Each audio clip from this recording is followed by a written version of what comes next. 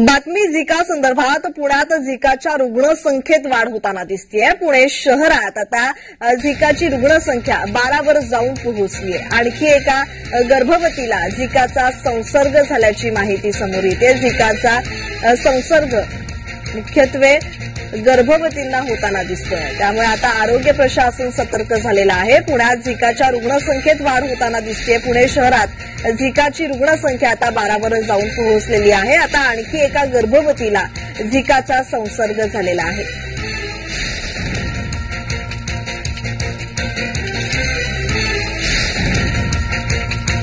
झिकाच्या रुग्णसंख्येत आता वाढ होताना दिसते। प्रमाण आता झिकाचं वाढताना दिसतंय। पुण्यात झिकाच्या रुग्णसंख्येत वाढ झालेली आहे। पुणे शहरात झिकाची रुग्णसंख्या ही 12 वर जाऊन पोहोचलेली आहे।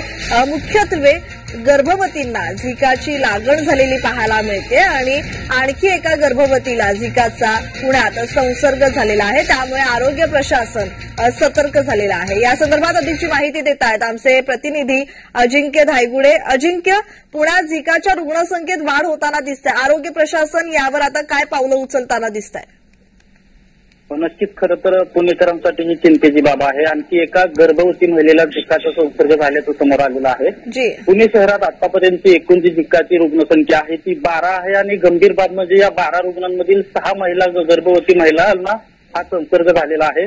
झिकाचा सर्वाधिक जो धोका आहे तो गर्भवती महिला आणि त्यांच्या गर्भाला असतो।